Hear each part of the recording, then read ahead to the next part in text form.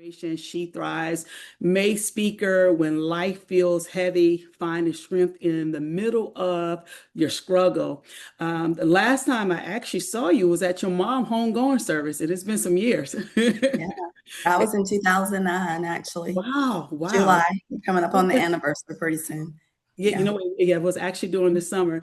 Well, if you Mhm. don't mind, can you share a little bit about yourself for the ladies that will be attending your session? And before you do that, let me say this. When I post your flyer, they start RSVPing that Oh, same day. So you are already encouraging people to attend this session. But yes, if you don't mind, can you share a little bit about yourself? yeah. Well, thank you for that. And absolutely. Well, my name is Felecia Daniels Bellamy. I'm originally from Walterboro, South Carolina. I've lived in Longs now for about 28, 29 years. I am a licensed professional counselor, a school administrator. This is my second year as a assistant principal at Waterway Elementary. Before I became an assistant principal, I was a school counselor at Riverside Elementary.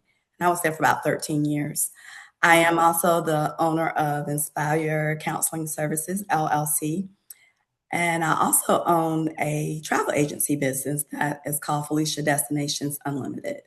Um, a lot of my work centers around helping people heal emotionally, Mhm. recognizing their worth and navigating through difficult situations in healthy ways. I think I knew from a child, maybe a teenager, that I was going to do something that would be helping people or that would involve helping people.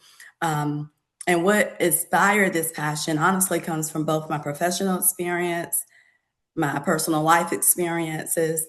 Um, I've seen how many women carry silent burdens by still showing up for everybody else. Um, Yes.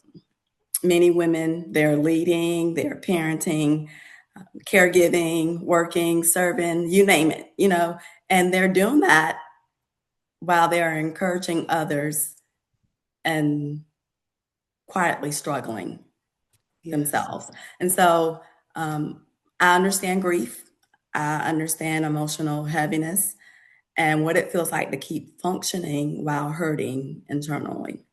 Hmm. And because of that, I'm passionate about creating spaces where women feel seen, safe, encouraged, and where they're reminded that they do not have to carry everything alone. Yeah. And you kind of like went into my next question for to you, and maybe you can, if you don't mind, elaborate a little bit more. Why do you feel that women struggle silently while trying to take care of everyone else? They're used to being the helper, the nurturer, the strong one, the problem solver. And over time, they begin to feel guilty for resting or asking for help or admitting that they're overwhelmed. And unfortunately, because of that, many women suffer silently because they don't want to appear weak. They don't Yeah. want to burden others, or they feel like nobody would truly understand what they're carrying emotionally. But I try to constantly remind women in the setting that I get to use that the truth is constantly surviving without support eventually becomes even more emotionally heavy. Yes, yes, yes. I completely agree. A little self-disclosure. My mom transitioned day after Christmas, the day before my twin son's first birthday. My dad 2 days before their 18th birthday. But I'm gonna go back to my mom. Um, And therapy for me was in the shower. And I didn't realize, I thought I was doing the best. Like, okay, you know what? We celebrate Christmas the day after Christmas. That's my day to reflect on the time she transitioned. We celebrate your birthday on the 27th, and she was buried on January the 2nd, her birthday.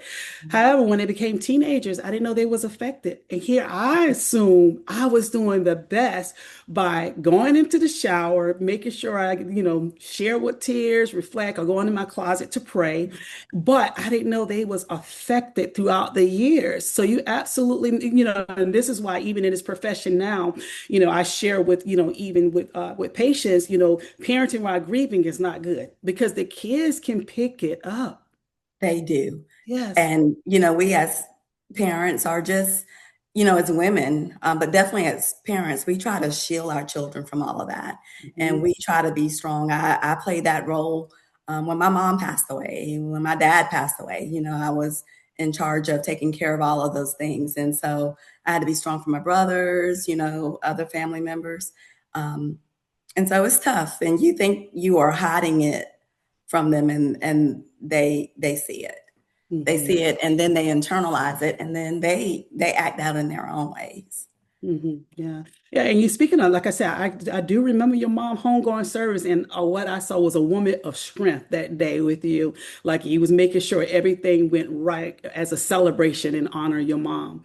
Yeah. Mhm. But you mentioned something in your other question as you were talking about, and I want to ask you this question. How can women acknowledge their struggles without feeling guilty or weak?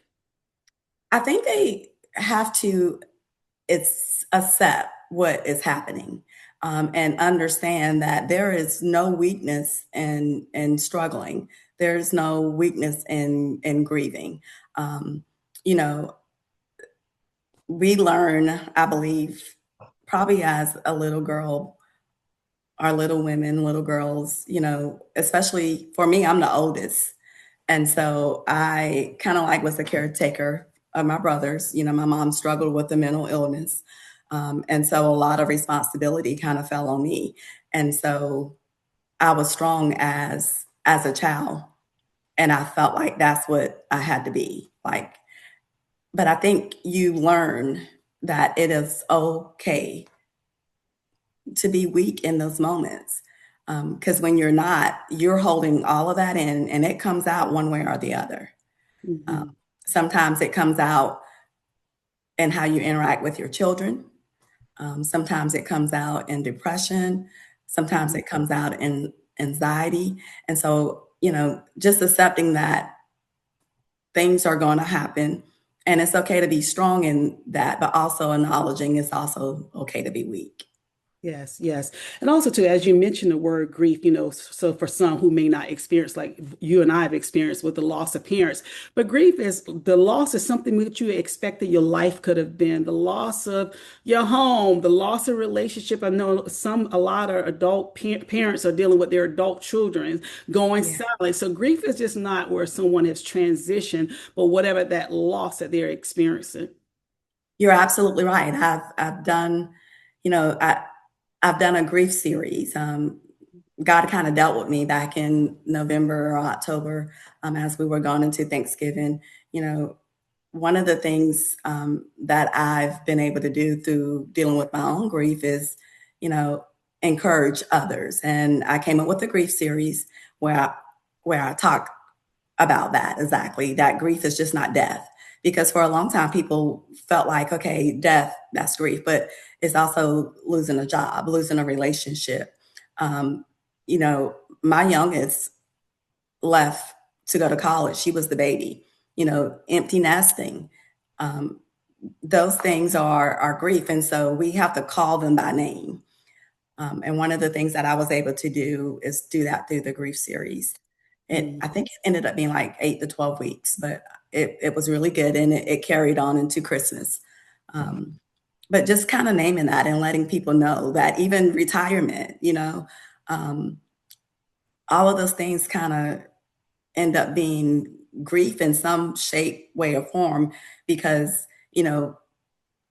when you have done something for so long, that becomes a part of who you are. And when you're no longer doing it, you're trying to adjust to the difference. And sometimes that's hard. It's not as easy as what people think it is.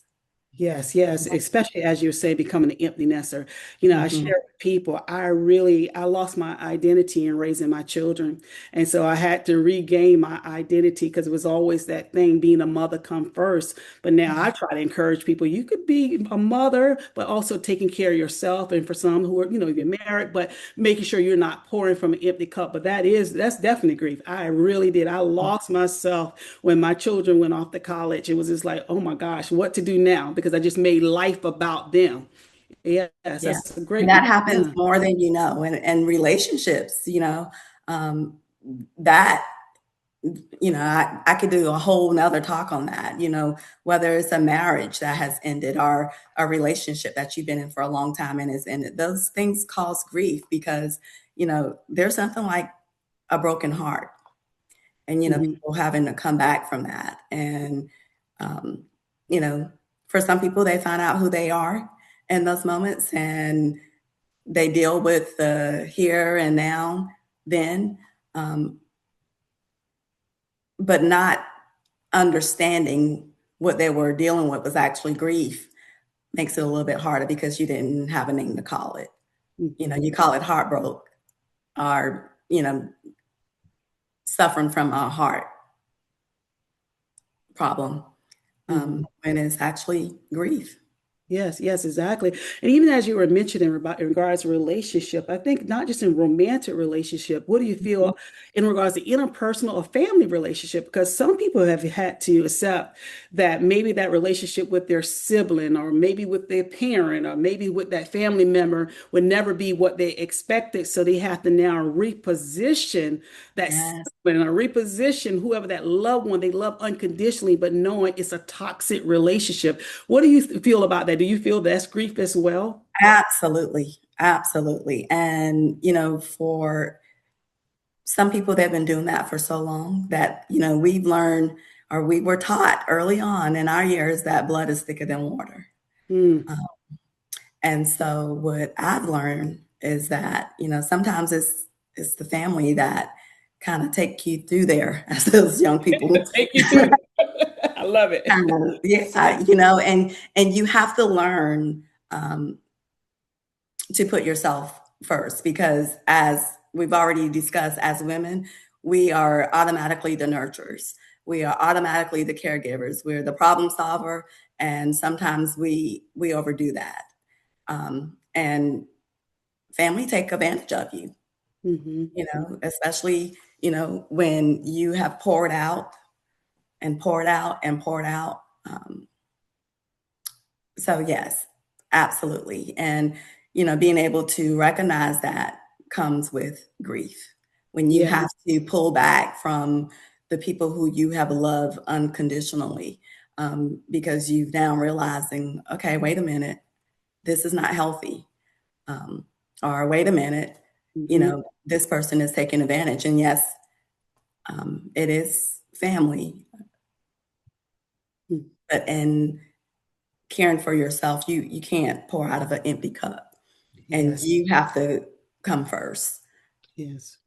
Yes. Yes. When you say that, you're absolutely, because we both from the South, and I'm quite sure it's just not a Southern thing, but being Mhm. raised that blood is thicker than water. But I share with people, depending on the blood and depending on the water, because sometimes blood could be contaminated. Sometimes you can want to go try to donate your blood, and they say, nope, we can't accept it. So it's Mhm. it's That depending on the that's blood, good right there. and look, and depending Yeah. on the Yes, ma'am.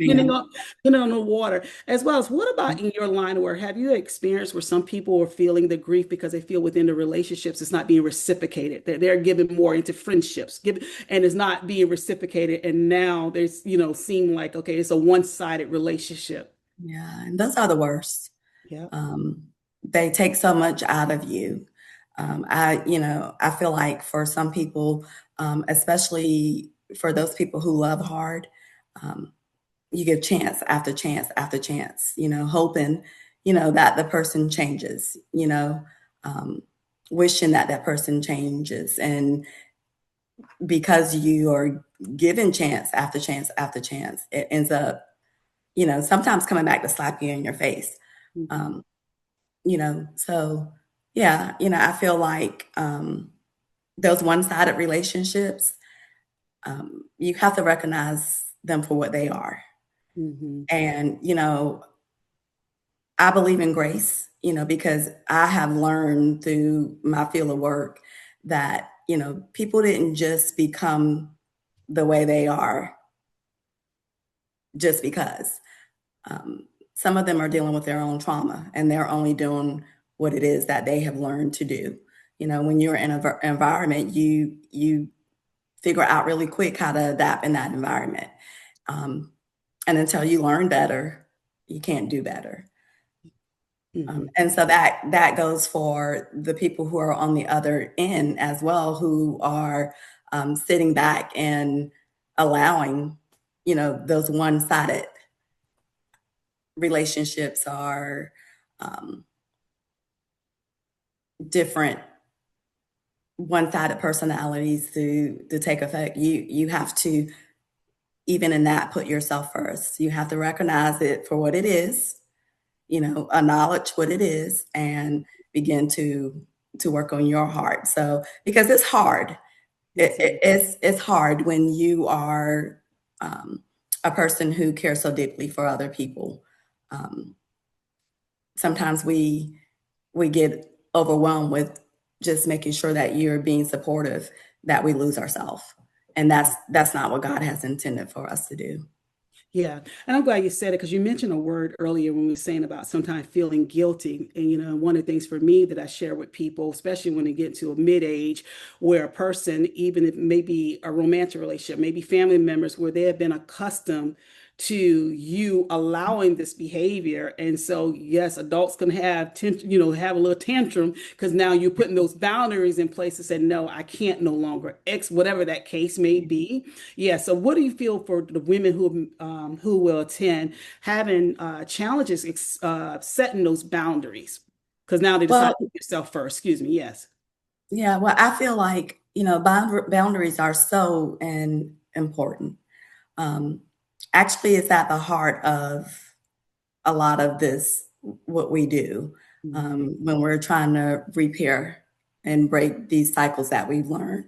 Because when you get right down to it, it's about the boundaries that we've never had, where we've allowed people to um, come and go, um, do as they please, be disrespectful. And the truth is we treat people, or we teach people how to treat us. They learn Yes. really quickly Yes. what they can do and what they can get away with. And sometimes without having those boundaries, it gets out of hand. Mhm. Um, and so I think making sure that you have that, and it's hard because we do a lot of things in the name of love, whether Mhm. it's for our children, whether it's for our significant others, whether it's for a family. At the heart of it all is love. And sometimes when you're a person who love hard, you kind of set those boundaries to the side, as I said earlier, hoping for change. But at the heart of all of this is you definitely have to have boundaries. Um, that is how you begin to break the cycle, by Mhm. teaching people how to treat you, saying no when your no means to be no. Um, Exactly. you know, not giving in to things that we know that's not good for us. Mhm. Mhm. Not dealing with toxic behavior because we're hoping that the person change, or being disrespected because we're hoping that the person change. And so, yes, boundaries are important, and it's one of the hardest things to learn. But once you get that going and you are practicing it, it becomes second nature. Yes, yes, I agree. One of my favorite quotes, it's not by me, but it says, anything that costs you your peace is too expensive. And Yes. that's the core of it, and one of Mhm. the things also that I share with people when it comes to boundaries, if I love you, and I know usually if I say, hey, I need you to take me to the store, and usually you don't mind if you're not busy, and you say no, I should know something is going wrong and you just don't feel like it. So I'm going to Mhm. respect that decision. But if someone is trying to push past that boundary, make you feel guilty, then you might just need to continue to say no. But that person who loves you and love you unconditionally, they gonna understand without even you explaining your reasons why you saying no. Absolutely. Yeah. And, for some people, that's where the entitlement piece come in, because some Mhm. people think they are entitled Yes, yes. to your time, to your yes. They think they are entitled, and you get to see who people really are when you tell them no, or Mhm. when you begin to have more respect for yourself, or begin to put those boundaries in place. Because with boundaries come change, um, Yes. and freedom. Yeah. And, do you agree in regards, and the reason I was mentioning about for some people who have allowed behavior so long, one of the things I like to share with people, maybe a little disclaimer. I know you've been accustomed to me doing this for so long, but going forth, I'm not going to be able to do X, Y, Yeah. Z. Because Mhm. sometimes we can spoil people. We can, spoil people, make them feel like we're superwoman, or, Yes. maybe we're that one that they can come and emotionally dump outside of our occupation. So, Yeah. again, what about to that woman who had maybe this, whether it's a significant other, whether it's a family member that they have allowed this behavior 20 plus years? What do you feel, what would be the suggestion you would give to that person, setting that boundary? I would say to that person that you're not superwoman, Yes. that you are not superwoman and you can say no. That is so true. Sometimes because of our own trauma that we haven't addressed, we feel like we have to be busy. We Mhm. have to be helping. We have to be doing something to help somebody else. Sometimes it's because we didn't get the help that we needed, whether it was as a child, whether it was as a teenager, whether it was as a young adult. Sometimes that comes out in overdoing, Mhm. not being able to say no and feeling guilty when you want to say no. I would say to that woman, you're not superwoman and you don't have to be. Um, find your balance. Yes, yes, yes, yes. Find your balance. Now, what are some of the things you're hoping for the women that who will be attending the session to walk away with? Well, my hope is that every woman leaves feeling seen. Mhm. They leave feeling encouraged and reminded that, she's not alone. I want women to walk away understanding that struggling does not make them less valuable and that they deserve the same care, same grace, and compassion that they so freely give. That is a must for me. I also hope that they leave with practical encouragement, to rest when needed. Mhm. That's hard for a lot of us. Acknowledge what they're feeling and do so in an honest way.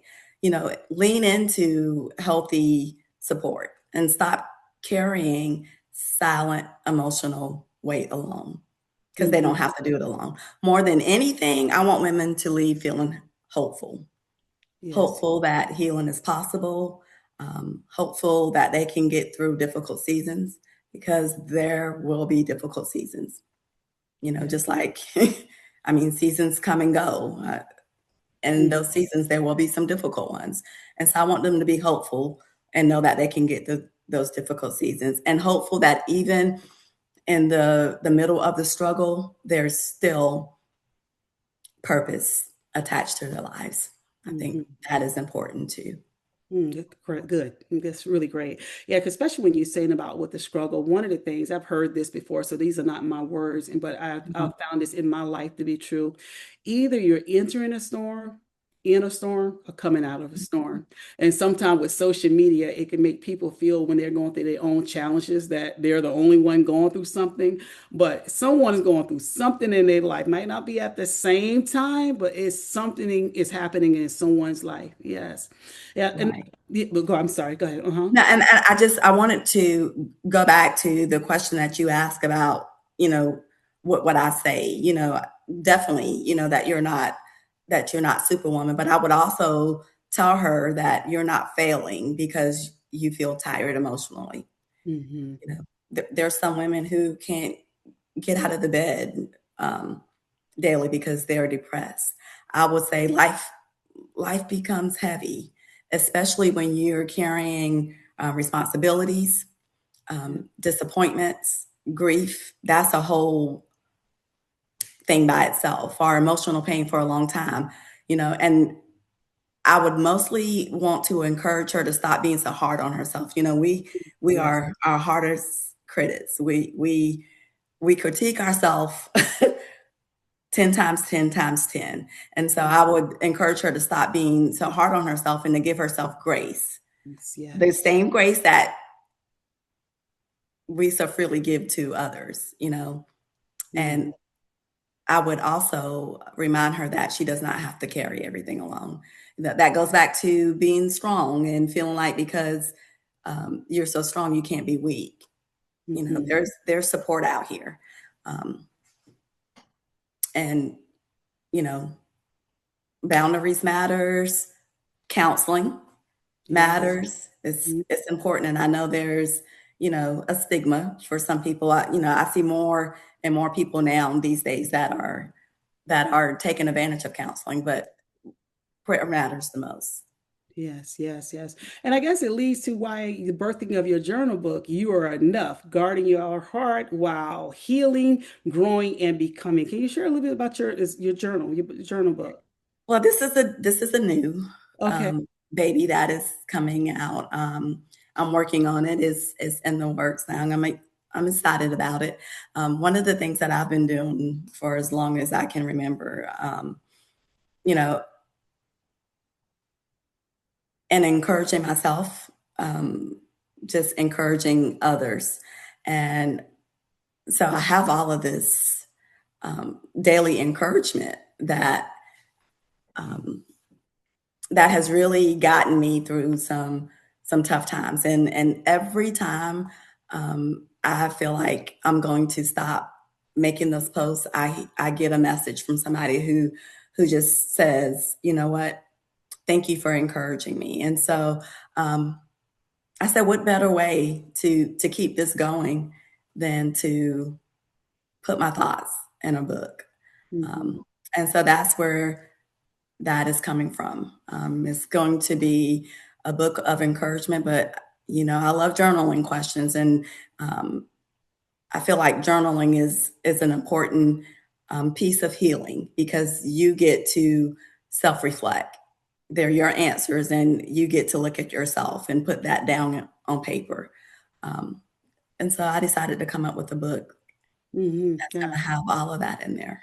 Yeah, I love the title. Now they can find when you launch the book, they can find it on the Inspire Me, your counseling page for your practice. Yes, I have on Facebook, I have an Inspire Counseling Hmm. services page. That is where I do my series. That is where I post the encouragements. And And so, um, you know, Proverbs, um, I spent some time in there, and that verse spoke to me. Guard your heart because everything that you do flows from it. And I yes. do mean everything that you do flows from it. And so um, I was able to do my first women's conference in March this year, and we've decided that is going to be an annual event. We um, it was life changing, Yes. and so that is something that I've adopted from here on out. Guard your heart, and each series has a different title to it. I'm currently doing um, Guard Your Heart and talking about physical abuse, um, all of the abuses, that has taken place. And so that's all of that has gone together. Hmm. I love that title, and because it goes back to something you said earlier in regards to about, and I'm paraphrasing, that sometimes a person is giving out so much love, and and for many of us, and I'm guilty of it as well. Sometimes you have to shift your expectation that someone is going to be what you're trying to give, and so that's where it comes in, and really asking God, sharpen my spirit of discernment, because I'm Yes. a natural giver. I am such a natural giver, but I had to learn over the years. There's some people will continue to take, to take, to take, to take, take, take, take, take. So Yeah, that's where we have to lean not to our own understanding and say, okay, God, absolutely. who are we supposed to be a blessing to? Who are we even supposed to give our time to? Because the enemy could use people to come and take up so much of our time saying they're going through, and before you know it, time has slipped by, and then you have no time for self-care. But I absolutely love that title. Now, also, too, you have your grief conference coming up in November, correct? Yes. There will be and this will be the first time that I will be doing a grief conference. I have spoken at a couple of churches on grief. I've done the grief series, but I am going to do a conference, much like what I did for Guard Your Heart. There's such a need. People are losing people every day, every second, and I just kind of feel compelled to put together a conference where we can sit in a room and connect on an emotional level and talk about what grief really is and how we cope with that and how we get through that, and not just for women but for anyone, for men and women, because we know grief doesn't discriminate. Yes, yes, very much needed. During my clinical, I did a whole year of bereavement counseling, and it was so Mhm. tough because it was with a hospice facility, and so even with grief, you deal with some people not being able to express how they Yeah, felt towards the person before they leave. You just so much can come with it, and it's still living in a present moment. There are certain things that's happened in the past. Yes. yes, yeah, and those things really take a lot out of you. Um, they take a lot out of you as a counselor. I can't tell you how many people have sat across from me that came in broken because they never dealt with grief, Yeah. whether it was, a mother who abandoned them, or a father who um, passed away, or um, a sibling who left and got married, and they kind of felt like they left them at home to deal with everything else. And so grief shows up in so many different ways, and it will get the best out of you if you don't deal with it. Yes, yes, I agree. And sometimes showing up, I don't know if you probably more likely in your experience as a clinician, sometimes that can be projected into maybe that person relationship with a significant other, or even as a parent, because they have not processed that grief. One of the techniques that I've used with people who have that unresolved grief is the empty chair technique. Act Mhm. like that That's a good person one. is there. Yeah. So you're absolutely right. That can show up in different areas. So, Yeah. are you accepting new clients? I know you're multitasking, like you say, you're assistant principal. You did share with me you're getting close to possibly retiring, probably a couple of years from now. But are you Yeah. accepting new clients? I am. Yeah. I feel like every client that comes across um, my space, they're God sent. Mm. Um, and so I make room. Um, I work Monday through Friday as an assistant principal. And so I don't see clients until the evening. I start about 4 o'clock, 4:15. And sometimes, I might not see my last client until 8 p.m., Mhm. which means that it's ending at 9. Um, so I do what I need to do to meet the needs, not because I can't say no, but because I feel like God has called me to do this. And so when I get a call from the ladies at the office about a new client or a new client pop up I feel like they're there because God has led them there. Yeah. Purpose. And it's something about when you walk Purpose. into your purpose. Yes. It's a different type of feeling. Yes. A different It type. is. Yes. It is. Well, anything else you would like to say as we wrap it up? I thank you for the opportunity to be able to pour into these women. As I said earlier, one of the things that I'm doing is I'm encouraging myself. And in me encouraging myself, I get to encourage all these other women who probably at one point didn't even know that they needed it. Um, and so I'm thankful. I don't take it lightly that God has given me the opportunity. I don't take it lightly um, that He's given me the strength to be able to do this because it is not easy. And having to do it in the middle of your own struggles, in the middle of your own storms, um, builds character Mhm. that was already there, but also helps you. God gonna get you where it is that He needs you to be. And we all know He has a sense of humor and how He does that sometimes. Yes. Um, so I'm thankful. Yeah, yeah. And it's amazing. The speaker I had for the month of April, and she was like, why, as far as how I thought about her in the title, it's not but God, he gave me the title and you're the one for this month. I got someone coming from June. She went to school with you as well, but she lives in South Africa now. So I'm just been obedient. I'm glad the ones he been allowing me to reach out, giving me the titles for whatever in that season. So I know I really do believe you have a word. He gave me that title and just hearing you talking and the endeavors you have going forth. So I know that's going to be a great empowerment session to encourage women.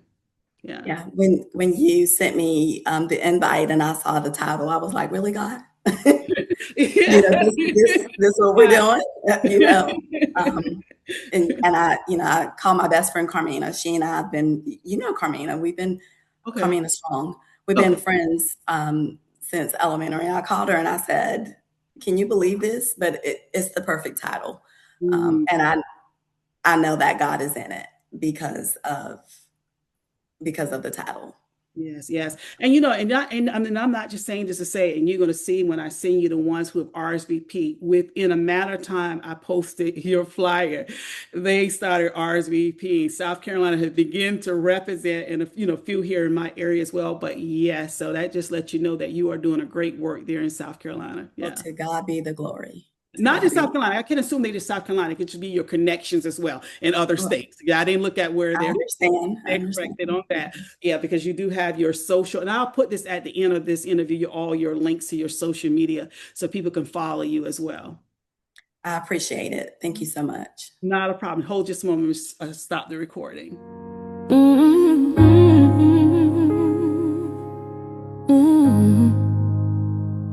You've been putting in work when nobody sees, planting seeds in silence, watering dreams, smiling through pain, still showing up. Even when life keep calling your bluff, they don't know what it costs you to stay in the race. The prayers you whispered with tears on your face, but you never folded, never sat still. That kind of faith gon' break through for real. Your time coming, I feel it in the wind. All that grind, all that pain, about to turn to winds. Every no you heard, God gon' flip to yes. Every closed door was just a divine test. So keep